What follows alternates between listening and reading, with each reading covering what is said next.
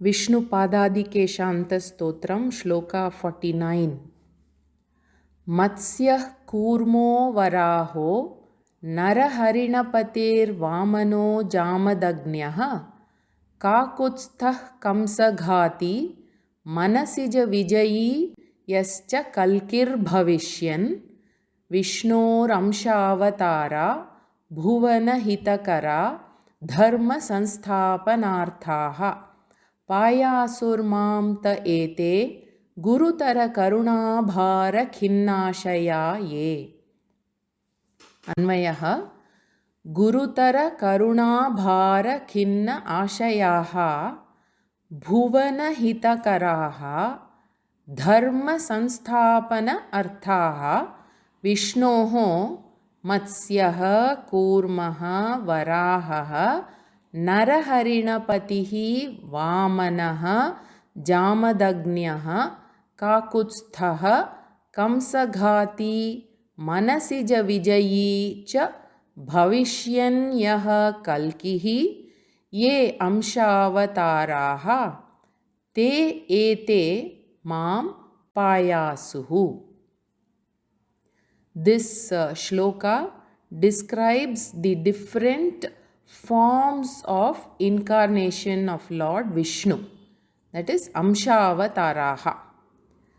Gurutara Karunabhara Khinnashayaha, having a mind which is filled with an abundance of compassion. Gurutara means very heavy, heavily laden with what? Karunabhara, with the weight of compassion. Khinna ashayaha.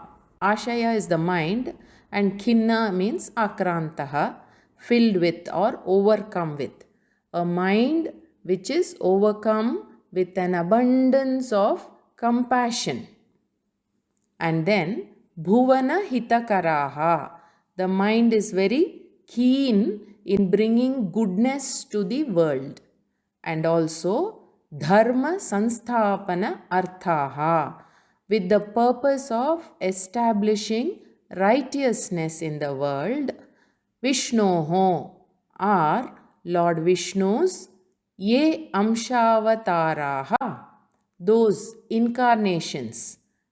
Te ete, that is such as these, the incarnations which are known as Matsyaha, the form of fish, Kurmaha, the form of tortoise, Varahaha, the form of wild boar, then Naraharinapatihi. Harinapatihi means Mrigapatihi or Mrigendra. So Nara is the form of man. Basically it means man-lion form. Lord Narasimhaha. Then Vamanaha, incarnation in which the form was like a dwarf, born to Aditi in the form of a dwarf, is Vamana Avataraha. Then Jamadagnyah means Parashurama, the form in which he carries an axe. And then Kakutsthaha, King Dasharatha's son Rama. Then Kamsaghati, Lord Krishna who slayed Kamsa. And then Manasija Vijayi cha, Lord Buddha, one who had mastery over the senses. Then Bhavishyan, yet to come, is Yaha Kalkihi, that incarnation known as Kalki. Mam Payasuhu, may they protect me. As mentioned in Bhagavad Gita, Paritranaya sadhunam vinashaya cha dushkritam dharma sansthapanarthaya sambhavami yuge yuge. Then another verse is Yada yada hi dharmasya glanir bhavati bharata abhyutthanam adharmasya tadatmanam srijamyaham. Divine incarnation takes place for a threefold purpose. Firstly, to protect the people who are committed to a life of dharma. Paritranaya sadhunam. Then, because if the followers of dharma, that is the dharmi, they are protected, then dharma itself will be protected. Secondly, such a protection is accomplished to a certain extent by destroying the adharmikas, in the sense of either educating them or punishing those who follow adharma, so that they can change and take to the path of dharma, which is mentioned as vinashaya cha dushkritam. Then the third, but the real reason behind any incarnation is to re-establish dharma. Dharma sansthapanarthaya. Then, when does such incarnation take place? Whenever there is a decline in righteous living. That is, a decline in righteous living and also increase in unrighteous way of living. Yada yada hi dharmasya glanihi. Decline in righteousness. Abhyuthanam adharmasya. And more of unrighteousness prevails. Then at such times, partial incarnations are said to take place, and that is described in this verse. How the same Lord Vishnu is manifest in different forms. This is mentioned with a beautiful example. That is, just as one and the same fire entering into different pieces of wood, it manifests and appears as many different forms of fire depending upon the fuel also. Like that, the Supreme Being, Brahman, in this shloka known as Lord Vishnu, manifests himself as divine incarnations among the devas, animals and human beings, men and women. And such incarnations take place at different periods of time, that is different yugas, which implies that the cycle of birth and death is endless. Further, each incarnation serves a definite purpose. Moreover, the chronology of the incarnations is very significant from the perspective of evolution of the life forms. So, such incarnations are here, that is 10 of those are mentioned here in this shloka. We will look at them very briefly. Matsya Avatara in the Chakshusha Manvantara, that is Chakshusha, that yuga, when deluge took place, when there was pralaya, then Lord Vishnu took the form of the divine fish and he saved Vaivasvata Manu by hauling the boat-shaped mass of earth. Interestingly, fish was one of the first forms of life. That is, life is said to have appeared under water. Then, Kurma Avatara, in the incarnation as a tortoise, Lord Vishnu, he bore the weight of the Mandara mountain. That is, he took on himself the weight of the Mandara mountain, which was used as the churning rod when the Devas and Asuras churned the milk ocean in order to get Amrita, the elixir of life, nectar. In terms of evolution, tortoise is an amphibian which can survive both underwater and on land. Then, Varaha Avatara.